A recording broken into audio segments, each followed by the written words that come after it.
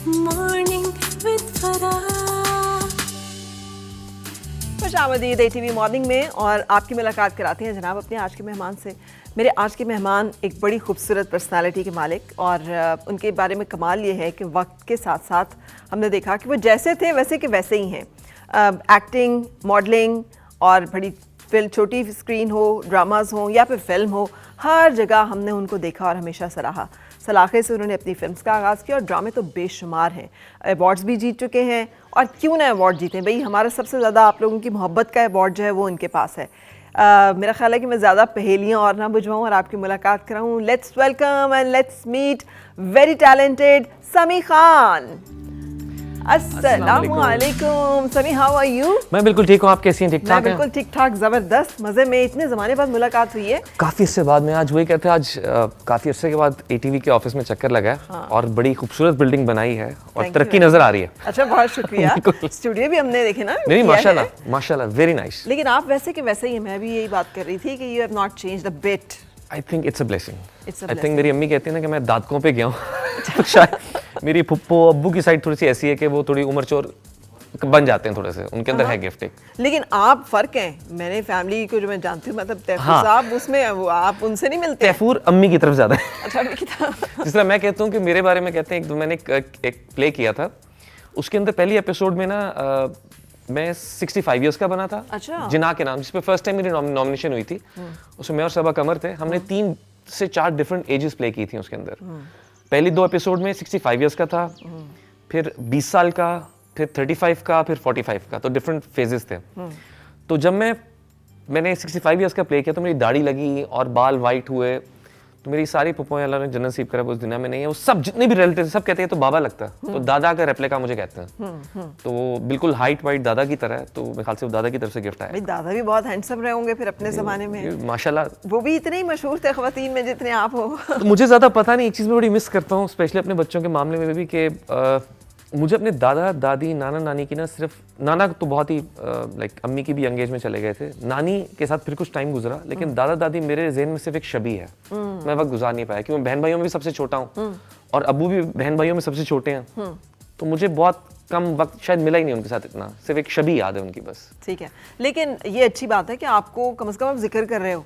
बिल्कुल, वरना लोग बच्चे, हम लोग याद ही नहीं करते दादा दादी नाना नानी, हम अम्मा अब्बा तक की मुश्किल तक पहुंचते हैं। आजकल टेंशन स्पैन ना सिर्फ वो जिस तरह नहीं है सोशल मीडिया की रील्स की तरह रह गया 10 सेकंड। आपको 10 साल का याद होता है, बाकी नहीं याद होता। अच्छा, वैसे कैसा लगता है समी ये दौर? मतलब आप सीनियर एक्टर्स में मैं नहीं आपको कहूँगी, but you have started a bit earlier, तो अब माशाल्लाह आप देख रहे हो ये चेंज सारा मीडिया का। मैं ऑनेस्टली एक बात बताऊं, मुझे काफ़ी मुश्किल लगता था अपनी पर्सनल लाइफ शेयर करना सोशल मीडिया की पे। अभी भी आप देख लें तो मैं बहुत कम शेयर करता हूं पर्सनल लाइफ। अपना काम भी मैं इसीलिए करता हूं क्योंकि मेरे काम की ज़रूरत बन चुका है सब कुछ।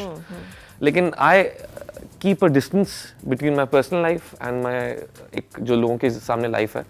लेकिन मुश्किल लगता है मुझे बहुत मुश्किल लगता है कि मैं अपने घर की हर चीज़ डालूं सोशल मीडिया पे।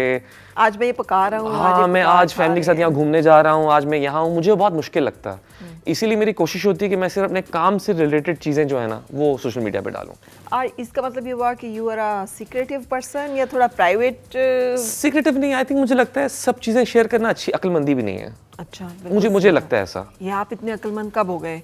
ये तो बात समझ ही नहीं आती होती। नहीं, आज के लोग नहीं समझते। मैं ऑनेस्टली बताऊं, अगर आप आजकल के दौर में कहें ना कि यार मुझे पसंद नहीं है डालना अपनी चीज़ें शेयर करना लोगों के साथ, जबकि लोग आजकल चाहते हैं कि आपकी हर चीज़ को जाने, पहचाने, आप क्या कर रहे हैं, कैसे कर रहे हैं। लेकिन कहीं ना कहीं मिस्ट्री होनी चाहिए आपकी, कुछ ना कुछ लाइफ आपकी पर्सनल होनी चाहिए, बिकॉज वरना आप फंस के रह जाएंगे दोनों जिंदगियों के। अच्छा देखिए सभी, हम जिस मुआशरे से बिलोंग करते हैं ना, उसमें एक ड्राइंग रूम का कल्चर है कि जो भी बाहर से बंदा आएगा ना वो उस कमरे तक महदूद रहेगा, उससे अंदर वही जाएगा जो आपका बहुत अपना है, जो आपके घर का फैमिली का मेंबर। और बेडरूम तो का दरवाजे बंद होते हैं फिर भी, वो तो घर के भी लिमिटेड लोगों तक आप शेयर करते हैं। अंदर जाते हैं कि आप हर एक के बेडरूम में नहीं जा सकते कि आप ऐसे ही बेधड़क चले जाए। अब तो भाई कोई मसला ही नहीं रह गया, अब तो आप सीधा उठ के किसी के बेडरूम में जाए। देखिए मुझे लगता है ये कहीं ना जहाँ तक देखिए हर रीजन के हिसाब से ना, जिस आज कहते हैं दुनिया ग्लोबल विलेज बन चुकी है, तो बहुत से कल्चर हमने बाहर के अपनाने शुरू कर दिए हैं। जबकि अगर देखा जाए हमारा कल्चर कुछ और था। हमारी मसलन मैं आज भी मानता हूँ कि मेरी फैमिली, भले हम यहाँ लाहौर में, कराची में, इस्लामाबाद में रहते हैं, मेरी फैमिली सब कपड़े तरह के कपड़े पहनते हैं, लड़के जीन्स भी पहन लेते हैं, सब कुछ होता है। लेकिन the moment we go to our roots, हम कभी गांव जाते हैं तो मियाँ वाली में शॉल आ जाती है। जब अपने गांव ईसाखेल पहुंचते हैं तो शटलकॉक बुर्का आ जाता जी, आ है, बिकॉज वो रवायत है।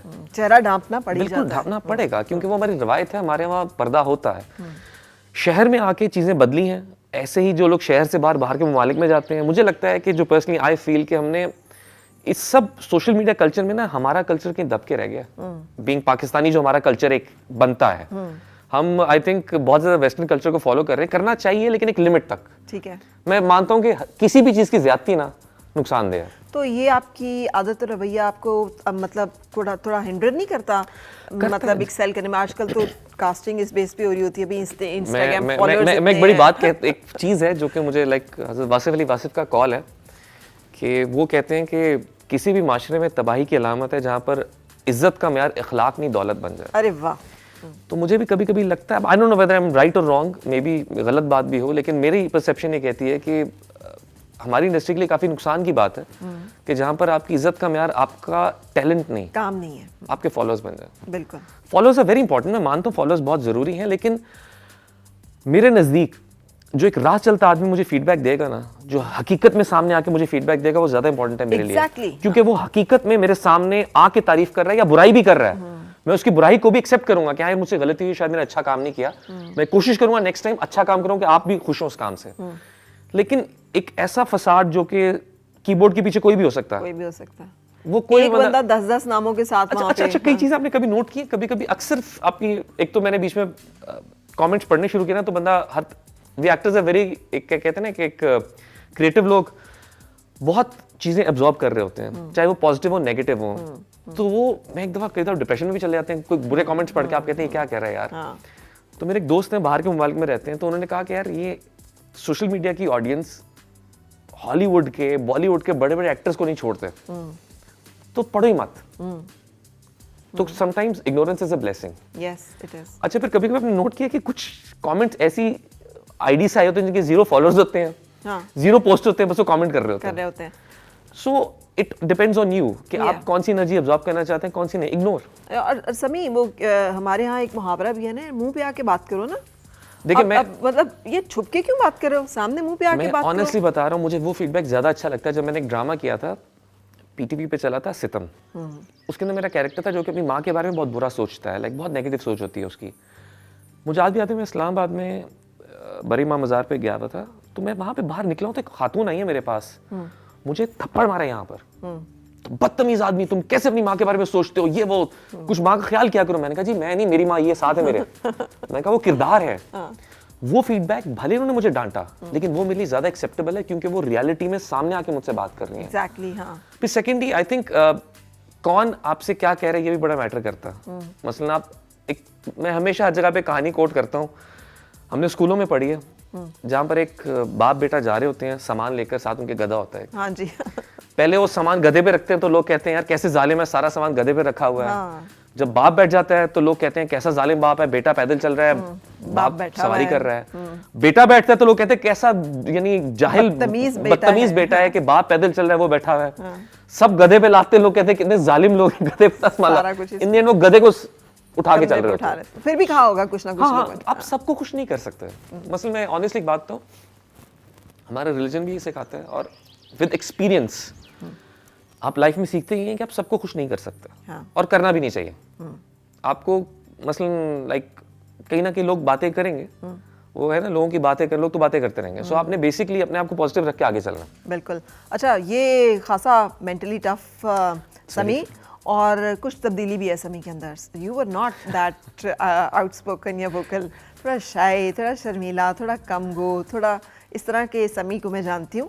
ये समी थोड़ा सा कुछ बदला है। नहीं, बदलाव इस तरह है कि देखें, जहाँ पर अगर लोग आपसे देखें, मैंने हमेशा एक बात मानता हूँ, मुझे एक बात बड़ा अफसोस भी होता है कि सोशल मीडिया के ऊपर सिर्फ बुरी बात ही चलती है। हाँ, कितनी हम अच्छी बात क्यों नहीं फैला सकते? क्यों नहीं फैला हम कोशिश कर सकते हैं यार, अच्छी बात भी फैलनी चाहिए। सो इसलिए मैंने कुछ बोलना शुरू किया है कि लाइक जिस तरह मैं एक तो थोड़ा सा जब होस्टिंग की तरफ भी आया हूँ तो रमजान ट्रांसमिशन से बहुत कुछ सीखा है ऑनेस्टली, क्योंकि मैं कहते हैं ना सोबत से बहुत फर्क पड़ता है। बहुत। जब आप उलमा कराम के बीच में जब बैठे होते हैं ना, तो आप बहुत से सवालात, बहुत सी क्लैरिटी आपके ज़हन में आती है। एग्जैक्टली। आप चीज़ों को समझ नहीं रहे होते। एग्जैक्टली। तो वो जब आप ऑन स्क्रीन भी शेयर करते हैं, ऑडियंस के साथ सवालात पूछते हैं अपने उलमा से, लेकिन हम ऑफ स्क्रीन भी बहुत कुछ सीख रहे होते हैं। So I think that's a learning procedure. It is. और सेकेंडली अब सोशल मीडिया ने जहाँ पर क्या पहले हम एक्टर्स बहुत चुप चुप रहते थे, कुछ बोलते नहीं थे, तो अब थोड़ा सा वोकल होना पड़ता है, लेकिन एक लिमिट तक. मेरा मानना हमेशा ये मैनर है भी.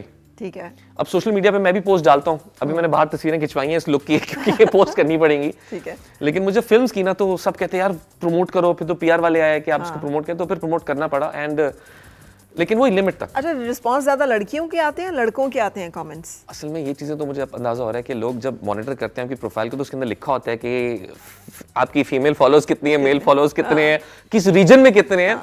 तो अभी फीमेल ज्यादा है. हाँ, फीमेल ज्यादा है. और कमेंट्स किस किस्म के आते हैं? हर तरह के आते हैं. अच्छा, नोइंग कि you are married, you are settled, तो फिर वो तो छोड़े, जो मजे मजे के आते हैं वो तो आप छोड़े ना, जो कभी प्रोफाइल पे वैसे आ रहे होते हैं वो आप इंसान देखते हैं ये क्या है यार. अच्छा. तो हर तरह के प्रोफाइल होते हैं और मैं कई दफा देख रहा होता हूँ कि लाइक ये प्रोफाइल्स भी एक्टिव है अभी तक. तो हमारे यहाँ ना चलता है सब चलता है. इट डिपेंड्स ऑन यू कि आप कैसे किसको आप एक्सेप्ट करेंगे, किसको इग्नोर करेंगे. ठीक है. अच्छा समीक, अपने जर्नी के बारे में मैं चाहूँगी ज़रूर. आपने कई दफ़ा बताया, लेकिन स्टिल कि फैमिली बैकग्राउंड जिस किस्म का था, मीडिया में आना वाज ओके, एंड देन ये सही आसान सफ़र रहा या कुछ सहना पड़ा? मैं ऑनेस्टली एक बात बताऊँ, आज के दौर में कंसिडरिंग जिस तरह सोशल मीडिया ग्रो कर गया है, जिस तरह हमारा पाकिस्तान का मीडिया, टेलीविजन इंडस्ट्री, फिल्म, ये सब कुछ ग्रो कर गया. इनफैक्ट अब तो आपके पास सोशल मीडिया के ऊपर, सोशल मीडिया के अलावा platforms, YouTube has grown a lot. And in fact वो भी सब स्टार्स हैं. I respect all of them. And TikTok से बहुत से लोग आगे आए हैं. सो बेसिकली आज से अगर आप 2003 में जाएं तो it was very difficult. Channels 1 या 2 या 3 थे सिर्फ. फिल्म्स भी कम बन रही थी. वो तो आजकल फिर दोबारा कम बन रही है, लेकिन इंशाल्लाह विल बी बैक, सिनेमा वापस आएगा. लेकिन उस वक्त बहुत मुश्किल था. एंड कंसिडरिंग के आज के दौर में जब आपकी मीडिया साइंसेस की पढ़ाई शुरू हो चुकी है, आपका मीडिया इतना ग्रो कर चुका है कि फाइनली एक्सेप्टेंस आ गई है. अब हर लड़का लड़की मीडिया में जाना चाहता है. देखिए इसलिए कि एक्सेप्टेंस आ गई है. जबकि मुझे याद है कि when I was into my final years of engineering, तो मेरे लिए बहुत मुश्किल था. अम्मा अब्बा की तरफ से बहुत मुखालफत हुई थी. लेकिन उन्होंने स्ट्रेट अवे कहा था कि अगर ये काम करना है तो 1.5 साल में जो करना है करो. फर्ज करो जिस तरह मेरे अब्बा ने कहा कि जब मुझे नौकरी नहीं मिली थी इंजीनियरिंग के बाद, तो मैं ज़मीनों पर आता, तुम समझो तुम 1-1.5 साल जो करना है करो. उसके बाद पाकिस्तान में नजर नहीं, बाहर पढ़ने के लिए, बाहर मास्टर्स के लिए जाओ, जैसे भाई कहते बड़े. मैंने कहा ठीक है. लेकिन आई थिंक अब्बा ने जो उस वक्त टफ टाइम दिया वो भी ज़रूरी था. बिकॉज उस वक्त ने कदर दिलाई कि मेहनत से हासिल होता है सब कुछ. ठीक. जो जितनी मुश्किल से हासिल होता है ना उतनी देर तक सर्वाइव भी करता है आपके साथ. फ्रस्ट्रेट नहीं हुए आप, डिप्रेस नहीं हुए इस टाइम में, जबकि आप ये काम कर रहे हैं, लोग वाह कर रहे हैं, घर वाले कह रहे हैं यार ये भी कोई काम है करने? नहीं, वो ज़रूरी था. अच्छा. It was necessary for me. अच्छा. क्योंकि मैं बताऊं, जब मैंने शुरू में किया तो अब्बा से पॉकेट मनी की उन दिनों में, तो कहते क्या कर रहे हो? मैंने कहा एक्टिंग. कहते खुद करो जो करना है. खुद करो जो करना है. खुद करो जो करना है. अगर पढ़ने के लिए जाना है पैसे लो, पढ़ने के लिए जाओ. सो उस वक्त से ये एक मोटिवेशन मिली कि यार अब कुछ करके दिखाना है. तो वो जो जज्बा एक आता है ना, जो हमेशा कहता हूँ कि कई दफ़ा लोग कहते हैं कि बैकअप प्लान बनाओ, ये करो, लेकिन मैं कहता हूँ कि कई दफ़ा कश्तियाँ जला के जब आप कोई काम करते हैं ना, फिर आप एक एक्स्ट्रा एफर्ट मार देते हैं, जो वैसे नहीं आप करते. जो एक एड्रेनलिन रश आता है ना आपके अंदर कि यार ये करके दिखाना है आप, तो वो तभी आता है जब आप कश्तियाँ जला के काम करें, जब आपको डेयर मिलता है, जब आपको डेयर मिलता है कि करना, और आपके उसकी और रास्ता नहीं है. अगर आपके पास रास्ता हो ना कोई और, तो फिर आप कहीं ना कहीं सेफ खेल रहे होते हैं. नहीं यार ये नहीं. सो आई थिंक एक दफ़ा लाइफ में ऐसा चांस जरूर लेना चाहिए, लेकिन एजुकेशन जरूरी है. जितने लोग नए आना चाहते हैं, मैं एक बात हमेशा कहता हूँ कि एजुकेशन ऑलवेज हेल्प्स. अच्छा, एजुकेशन का मतलब लोग ये समझ लेंगे ग्रेजुएशन भी. आपने तो इंजीनियरिंग के लिए खासा मन मारा होगा, खासी पढ़ाई की होगी, फिर उसके बाद उस सारी डिग्री को कंप्लीट किया और साइड पर रख दिया? नहीं, डिग्री कंप्लीट की. जैसे अभी मजे की बात यह है कि कल परसों एक वो कज़न को डिग्री किसी बात के लिए चाहिए थी, कोई कहीं रजिस्ट्रेशन करवानी थी मेरी भी. तो वाइफ को मैंने देखा, मैं डिग्री कहती फाइनली. मैंने कहा देख लो यार. हालांकि उसको मैंने लम्स में अप्लाई किया था. लम्स का एडमिशन डिग्री के बाद नहीं होता. मेरा एप्लीकेशन लेटर अभी तक, एडमिशन लेटर संभाल के रखा हुआ है कि मैं एडमिट यानी इंटरव्यू क्लियर कर गया था, लेकिन परसू नहीं कर सका. फिर मैंने कार्डिफ में अप्लाई किया, वहाँ भी नहीं जा सका. लॉ स्कूल ऑफ इकोनॉमिक्स में एग्जीक्यूटिव एमबीए मैंने स्टार्ट कर दिया था, क्योंकि वो क्लासेस 2 days a week थी. लेकिन कोई 3 weeks बाद वो भी चेंज हो गया, तो मैंने वो भी छोड़ दिया. लेकिन 2003 से लेकर 2012 के अंदर मुझे 9 साल लगे पेरेंट्स से एक्सेप्टेंस लेने के लिए. जी. जब तमगा इम्तियाज मिला, उस दिन मुझे याद है मेरे अब्बा ने कहा था कि हमने कभी सोचा नहीं था कि तुम्हारा नाम हमारी पहचान बनेगा. अच्छा, वाह. उस दिन उन्होंने कहा था कि आप जो करना है करो लाइफ में तुम. अच्छा, ग्रेट. लेकिन उस वक्त तक आपको इस फील्ड में तमगा इम्तियाज मिल चुका था? जी, उसके बाद. लेकिन उस दौरान ये भी हुआ कि मैंने पढ़ने की कोशिशें की. जैसे मैंने लम्स में अप्लाई किया, कार्डे में 2007 में एडमिशन ले लिया, लॉ स्कूल ऑफ इकोनॉमिक्स में और ये 2007 सिर्फ में। आप एक जिसे कहते हैं ना एक एक्सेप्टेंस के लिए कर रहे थे ये सारी कोशिश? क्योंकि अम्मा अब्बा की ख्वाहिश भी थी कि मैं मास्टर्स कर लूँ। अच्छा, क्या ऐसा लगता है आपके मैंने परसू नहीं किया, उसको इतना नहीं किया, अब इस डिसीजन पे खुशी होती है? मैं एक सच्ची बात बताऊँ, मैंने ज़िंदगी में जितने भी प्लान्स बनाए हैं ना वो अक्सर काम नहीं करते। होता वो ये जो अलग ही मर्जी है, तो मैं अब उस चीज़ पे आ गया हूँ कि यार जो होना है बेहतरी के लिए होना है, बस जो करो ऑनेस्टी के साथ करो। ये चीज़ बहुत ज़रूरी है कि ऑनेस्टी और डिवोशन के साथ, डेडिकेशन के साथ काम करें, गिव इट योर 100%। तो वो ये है कि पेरेंट्स अब नहीं कहते, जिस अब वो कहते हैं, मैं कहता हूँ मैं फिल्म में सोचता हूँ कि अब थोड़ा एक्टिंग में गैप लेके फिल्म मेकिंग मास्टर्स कर लूँ, कहते हैं जो करना है करो। अगर मैं शायद 2007-8 में कहता तो कहते नहीं MBA करो, ये करो, वो करो, तो इतनी एक्सेप्टेंस आ गई है। फिर सेकेंडली मैं अगर अपना करियर का भी कहूँ ना कि मैं सीरियस कब हुआ था एक्टिंग में, मैं 2009 में सीरियस हुआ था। Starting in 2003 doing films 6 to 7 years ऐसे थे, वो 6-7 साल ऐसे थे कि यार बस ये ड्रामा कर रहा हूँ, ये करके मैं बाहर जा रहा हूँ पढ़ने के लिए। अच्छा। यार बस ये ड्रामा करके ब्रेक ले रहा हूँ मैं, यार इसके बाद अब ब्रेक ले लेता हूँ, 2 साल पढ़ लेता हूँ। तो जब था ना कि अब करना ही यही है, दैट वाज 2009। और वो उसकी वजह क्या थी कि अब तो यही करना है? उसकी वजह ये थी कि एक तो काफ़ी टाइम दिया और फिर नज़र आता कि अब कुछ कर लेंगे, और फिर ये था कि अब अगर कुछ करना ही है ना तो इस फील्ड के हवाले से कुछ करना है। सो मे बी फिल्म मेकिंग में मास्टर्स कर लूँ, डायरेक्शन में कुछ कर लूँ, प्रोडक्शन में कुछ कर लूँ, स्क्रिप्ट राइटिंग सीख लूँ, क्योंकि मुझे लगता है कि लाइक कहीं ना कहीं मेरे अंदर क्रिएटिव आदमी बसता था जो कि शायद अब इसी फील्ड के हवाले से कुछ करेगा। अच्छा, ये डिस्कवरी कब हुई थी कि मेरे अंदर एक क्रिएटिव आदमी बसता, और ये जो acting out of anything else जो कि आप कर सकते थे, एक्टिंग को चूज करने में क्या वजह थी? जब आपने कहा था ना शर्मीला, मैं फैमिली में भी ना काफ़ी चुप रहने वाला, वो नहीं बाकायदा शर्मीला लड़के थे। वो मैंने स्कूल कॉलेज में कभी थिएटर नहीं किया, हालांकि गवर्नमेंट कॉलेज का थिएटर काफ़ी मशहूर है, UET का काफ़ी पॉपुलर है थिएटर, मैंने कहीं थिएटर नहीं किया। आई थिंक कुछ चीज़ें, कुछ जो होते हैं ना आप पे रोनमा वक्त के साथ ही होते हैं, जब उनका वक्त होता है। तो शायद जब एक्टिंग करनी थी तो उस वक्त एक्टिंग रोनमा हो गई, लेकिन वैसे मुझे ऑनेस्टली होस्टिंग का शौक, कैसे आया कि भाई एक्टिंग? मुझे होस्टिंग का शौक था। अच्छा, वेरी गुड। मैंने पहला ऑडिशन होस्टिंग का दिया था। अच्छा, जब 2002-3 के अंदर 2 की बात है कि मैं ना उस वक्त Ali Zafar, like we are from the same batch. Okay, right.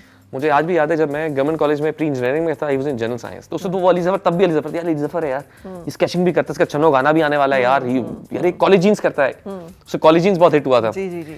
तो हम तब से फैन थे। उस वक्त कभी सोचा भी नहीं था एक्टिंग का, तो उस वक्त ये था कि यार होस्टिंग कर लेते हैं यार, क्योंकि वो जो म्यूजिक चैनल चार्ट्स बहुत होते थे उस वक्त, यार होस्टिंग का शौक था, तो मैं ऑडिशन देने भी होस्टिंग का गया था। तो जब होस्टिंग का ऑडिशन देने के लिए गया तो वहाँ पर मुझे आज भी याद है कि Ali Zafar was already doing a show. Okay, ये कौन से साल की बात है? ये 2001-2 जब प्राइम टीवी वगैरह होते थे और Ali Zafar used to college jeans चलता था। जी जी जी। तो मुझे बड़ी एक्साइटमेंट, ऑडिशन की कॉल आई, मैं ऑडिशन देने गया, तो मुझे आज भी याद है कि ऑडिशन के लिए सिलेक्ट भी हो गया। अच्छा। तो मैं जब वापसी पे रास्ते पे था तो मुझे गाड़ी में कॉल आई कि जी एक आपके लिए अच्छी खबर है, बुरी खबर है। तो मैंने कहा जी बुरी खबर क्या है? कहती अब शो नहीं कर रहे। मैंने कहा यार मुझे भी पहला ब्रेक मिला होस्टिंग का, मुझे इतना शौक है, तो मैं क्या, अच्छा अच्छी खबर क्या है? तो उन्होंने कहा था राशिद ख्वाजा साहब, कहती वो उस वक्त चैनल के हेड हैं, उन्होंने आपकी पिक्चर्स देखी हैं, तो वो चाहते हैं कि आप उनकी फिल्म करें। तो मैं चुप, मैंने कहा क्या? कहती वो चाहते हैं कि आप उनकी फिल्म करें, तो आप कल उनसे मिल सकते हैं? मैंने कहा जी बिल्कुल, कल मैं आ जाता हूँ। अच्छा, फिर मुझे जब मैं नेक्स्ट डे मिलने के लिए गया, शहजाद रफीक साहब फिल्म के डायरेक्टर थे इलाके हैं, उनसे मुलाकात हुई। मेरे 3 ऑडिशंस हुए थे, ये बात कई लोगों को नहीं पता, ऑडिशंस हुए थे। पहली था मुझे उन्होंने कैमरे के सामने खड़ा करके देखा कि स्क्रीन पे कैसा आ रहा है। सही। अच्छा, उसमें कहा कुछ बोलो, मैं कुछ बोला, फिर उन्होंने डायलॉग दिया, कहते बोल के देखो, बोल लिया। फिर उन्होंने कहा कहते जाओ। 2 दिन बाद फिर बुलाया, उस वक्त खानू सम्राट अल्लाह जन्नत नसीब करे, पास्ट हुए, वो थे कोरियोग्राफर। उन्होंने कहा कैमरे के सामने म्यूजिक लगाया, कहते म्यूजिक लगाओ। कैमरे के सामने कहते कुछ भी करो। मैंने कहा क्या मतलब कुछ भी करूं? कहते इस म्यूजिक के ऊपर कुछ भी कर लो। मैं हिलना शुरू हो गया। कहते नहीं इसमें रिदम है, बस ठीक है। वो ऑडिशन पास हुआ। फिर दोबारा ऑडिशन हुआ कि Ahmed Bhatt was the main lead in that film. मेरा कैरेक्टर तो इंटरवल पे आता है और ज़ारा शेख से शादी हो जाती है, फिर Ahmed Bhatt dies at the end, तो उस तरह कहानी थी। तो अहमद भट्ट ने मुझे खड़ा करके देखा साथ साथ कि स्क्रीन पे दोनों कैसे आ रहे हैं। तो तीसरे ऑडिशन के बाद फिल्म मिली। राइट। और जब फिल्म मिली तो फिर लाइक उस वक्त Zara Sheikh was the jazz girl, Yes. Like superstar. तो अचानक आपको फिल्म मिल जाए तो आप तो एकदम होते हैं कि हुआ क्या मेरे साथ। तो उस वक्त फिर था कि यार अब करना यही है, ट्राई करते हैं। फिर कहीं ना कहीं था कि यार ओके एक्टिंग है। फिर जो फिल्म इंडस्ट्री की उस वक्त हालत थी, एक आधी फिल्म और भी की, वो बुरी गई। टाइमली अल्लाह का शुक्र है स्विच टू टेलीविजन। ठीक है। तो टेलीविजन के अंदर एक ये के बाद बड़ी एक जो टाइमली बातें आपके साथ होती रही ना, ये बड़ा कमाल it's luck, it's luck. It's luck and luck matters, trust me. मुझसे कोई अक्सर कजन मेरे बच्चे नहीं भी पूछते हैं एक्टिंग करनी, मैंने कहा देखो जरूर ट्राई करो, गिव इट 100%, लेकिन इट्स अ रिस्की थिंग। अगर चांस लग जाए नथिंग लाइक इट, लेकिन नहीं लग रहा तो then come back to studies, फिर शौकिया करते रहना। दोनों में बहुत फर्क है। बिल्कुल बहुत फर्क है, लेकिन हम कंटिन्यू करेंगे। एक ब्रेक लेनी हमने। Now you are a host as well माशाल्लाह, तो मेरा ख्याल है ब्रेक आप लेना हमारे शो की। फरा से मजेदार बातें ऐसी जारी रहेंगी। मिलते हैं एक छोटे से ब्रेक के बाद, अपना ख्याल रखिए। मुस्कुराए और मिलके गुनगुनाए हैं गुमशुदा जो खुशियाँ सारी वो ढूंढ लाए। आओ फिर से मुस्कुराए, मॉर्निंग विद फरा।